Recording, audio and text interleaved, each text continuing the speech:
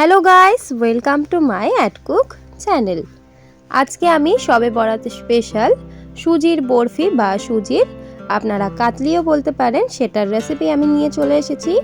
খুবই সহজে 2 থেকে 3 মিনিট বা 5 মিনিটের মধ্যে আপনারা কম উপকরণ দিয়ে বানিয়ে ফেলতে পারবেন। ঘরে থাকা উপকরণ দিয়েই কিন্তু বানিয়ে ফেলা যাবে। দেখুন কতটা সুন্দর শক্ত হয়েছে এবং সুন্দর। দেখুন এরকমভাবে যদি আপনারা বানাতে চান তাহলে অবশ্যই ভিডিওটাকে পুরোপুরি ফলো করে দেখে নিন আজকের এই সম্পূর্ণ ভিডিওটা। চলুন শুরু করে নেওয়া যাক এই ভিডিও সুজির বরফির রেসিপি। সুজির বরফি করে নেওয়ার জন্য সর্বপ্রথম এখানে আমি 3 টেবিল চামচ ঘি নিয়ে নিয়েছি। ঘিটা আপনারা যে কোনো কোম্পানির নিয়ে নেবেন। এখানে আমি একটা ননস্টিক প্যান ব্যবহার করছি যাতে খুব সুন্দরভাবে আমাদের বরফিটা বানিয়ে নেওয়া যায়। চাইলে আপনারা স্টিলের পাত্র বা যে কোনো জিনিস নিতে পারেন, কিন্তু ননস্টিক নিলে খুব ভালো হয়। যদি ননস্টিক অ্যাভেলেবেল থাকে আপনাদের কাছে তাহলে অবশ্যই ননস্টিকটা নেবেন। এবার দেখুন ঘিটা যখন আমাদের অল্প একটু গরম হয়ে আসবে, এখানে আমি দিয়ে দিচ্ছি 200 গ্রাম সুজি। এখানে আমি ফরচুন কোম্পানির সুজি নিয়েছি, যে কোনো কোম্পানির আপনারা সুজি নিতে পারেন। সুজিটা নিয়ে নেওয়ার পর যখন আমরা ঘিয়ের মধ্যে দিয়ে দেব, তারপর ভালোভাবে একটা আমি হাতার দ্বারাই নাড়াচাড়া করে ঘিয়ের সঙ্গে ভালোভাবে ভেজে নিচ্ছি, যতক্ষণ না পর্যন্ত একটা সুজির সুগন্ধ বেরিয়ে আসছে। ঘিয়ের জন্য সুন্দর একটা ঘ্রাণ বেরোবে, সেই পর্যন্ত আমরা কিন্তু নাড়াচাড়া করে সুজিটাকে ভেজে নেব।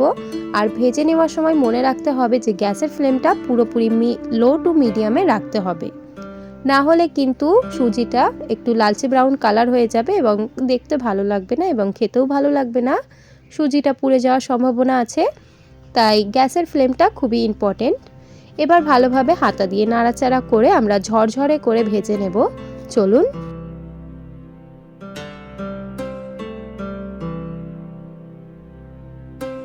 সুজিটাকে 2 থেকে 3 মিনিট ভালোভাবে ঘিয়ের সঙ্গে নাড়াচাড়া করে নেওয়ার পর এখানে আমি 2টো এলাচকে ফাটিয়ে নিয়েছি। চাইলে আপনারা এলাচ গুঁড়োও ব্যবহার করতে পারেন। গোটা এলাচ দিয়েছি সুগন্ধ হওয়ার জন্য। সুন্দরভাবে সুজির উপরে এলাচটা দিয়ে দেওয়ার পর ভালোভাবে নাড়াচাড়া করে নিলাম। সুন্দরভাবে নাড়াচাড়া করে নেওয়া হয়ে গেলে এখানে এবার আমি দিয়ে দেব পরিমাণ মতো দুধ। দুধটা আমাদের একটু কিন্তু মাপ করে দিতে হবে, না হলেই কিন্তু গেলো হয়ে গেলে আর বরফি হবে না, তাহলে কিন্তু হালুয়া হয়ে যাবে। চলুন দুধটা দিয়ে দিই।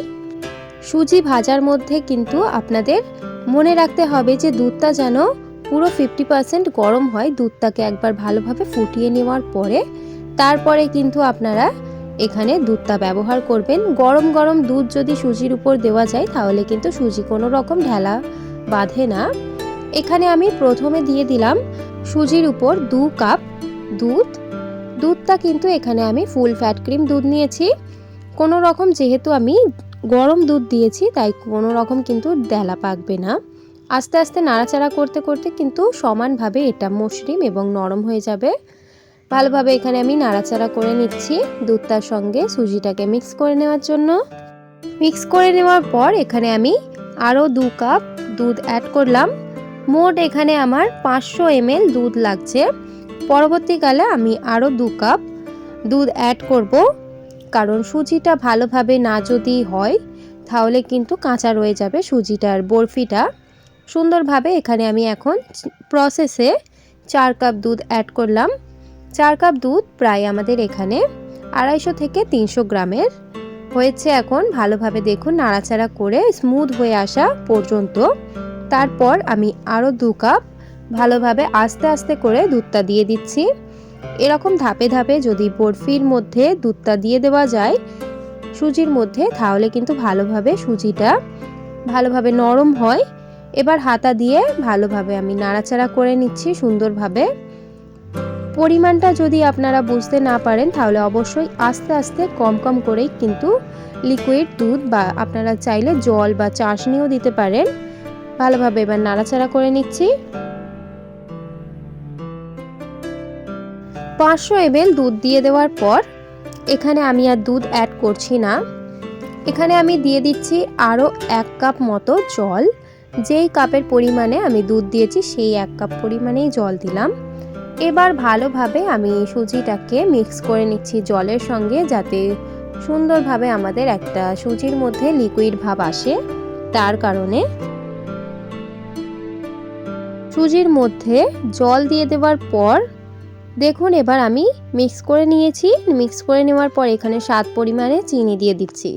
চাইলে আপনারা স্বাদ পরিমাণে অল্প একটু নুনও ব্যবহার করে নেবেন।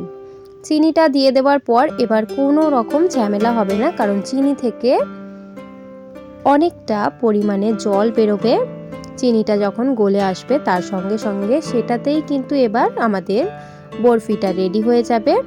এবার যখন আমাদের চিনিটা দিয়ে দেওয়ার পর দেখুন কতটা সুন্দর গেলো হয়ে আসছে সুজিটা। এই পর্যায়ে আমরা এবার নাড়াচাড়া করে শুকনো হয়ে আসা পর্যন্ত নাড়াচাড়া করে যাব অনবরত। নাড়াচাড়া করতে করতে পাতলা সুজিটা যখন ঘন হয়ে আসবে মনে হবে, সেই পর্যায়ে আমি এখানে দিয়ে দিচ্ছি আরও 2 টেবিল চামচ ঘি।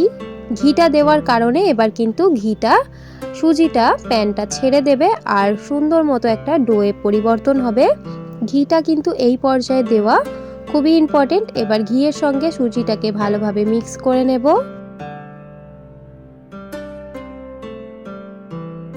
সুজিটা ঘি দেওয়ার পর নাড়াচাড়া করতে করতে দেখুন এবার প্যানটা ছেড়ে দিচ্ছে, দেখতেই পাচ্ছেন। দেখুন আমি আপনাদের সুজিটার টেক্সচারও দেখাচ্ছি।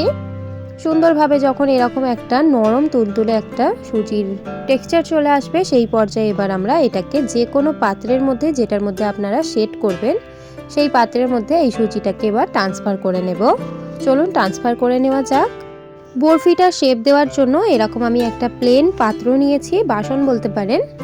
বাসনের মধ্যে এবার আমি ঘি ব্রাশ করে নিচ্ছি, যাতে সুন্দরভাবে বরফিটা যখন আমরা ছাড়াবো সেটা যাতে সুন্দরভাবে উঠে পড়ে। তেলটা ব্রাশ করে নিচ্ছি। তেলটা ব্রাশ করে নেওয়া হয়ে গেলে এর মধ্যে আমি সমস্ত সুজিটা নিয়ে নিচ্ছি। সমস্ত সুজিটা নিয়ে এবার আমি যে কোনো রকম হাতা দিয়ে ভালোভাবে সমান করে স্প্রেড করে দেব, কারণ সুন্দরভাবে আমাদের কিন্তু আকার দিতে হবে। কাঠের হাতা দিয়ে হচ্ছিল না, তাই আমি এইভাবে একটা স্টিলের বড় মতো চামচ নিয়েছি। চামচের দ্বারা দেখুন এবার ভালোভাবে আমি চামচের পিছনটা কিন্তু ঘি ব্রাশ করে নিয়েছি সুন্দরভাবে, যাতে আমাদের সুজিটা ভালোভাবে শেপ দেওয়া যায়। তেলটা ব্রাশ করে নেওয়ার পর চেপে চেপে ভালোভাবে যে কোনো মনের মতো শেপ দিয়ে নেবেন। সুন্দরভাবে আগে সমান ভাগে আমি এখানে বাসনের মধ্যে রাখছি।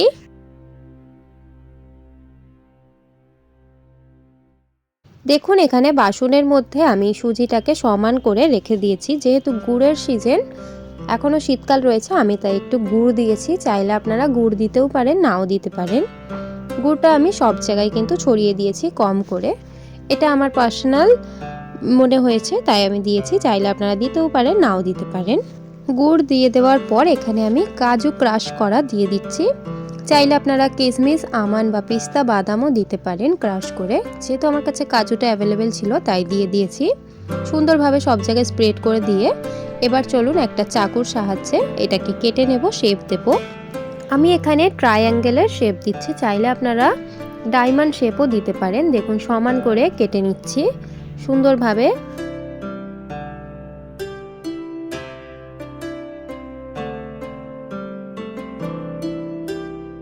দেখুন এখানে আমি কেটে নিয়েছি সুন্দরভাবে।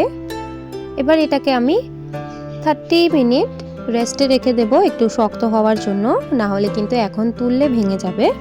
30 মিনিট যে কোনো হাওয়ায় বা যে কোনো টেম্পারেচারে রাখতে পারেন, চাইলে ফ্রিজেও রাখতে পারেন। রাখার পরে দেখুন কতটা শক্ত হয়ে গেছে। এবার আমি ওই চাকুর দ্বারাতেই আমি দেখুন এভাবে করে হালকা হালকাভাবে তুলে নিচ্ছি। খুবই সাবধানে করবেন এই কাজটা। সুন্দরভাবে তুলে নেওয়ার পর দেখুন আমাদের সুজির বরফি পুরোপুরি রেডি। দেখতে কতটা সুন্দর হয়েছে, খেতে তার থেকেও বেশি সুন্দর হয়েছে। আশা করি এই ভিডিওটা আপনাদের ভালো লেগেছে। যদি ভালো লেগে থাকে অবশ্যই লাইক, শেয়ার এন্ড সাবস্ক্রাইব করে দেবেন আমার চ্যানেলে। যদি আপনারা আমার চ্যানেলে নতুন হয়ে থাকেন অবশ্যই চ্যানেলটিকে সাবস্ক্রাইব করে আমার পাশে থাকবেন। এভাবে যদি সুজির বরফিটা পছন্দ হয়ে থাকে তাহলে অবশ্যই বাড়িতে একবার ট্রাই করবেন। এবং আজকের এই ভিডিওটা দেখার জন্য আপনাদেরকে অনেক অনেক ধন্যবাদ।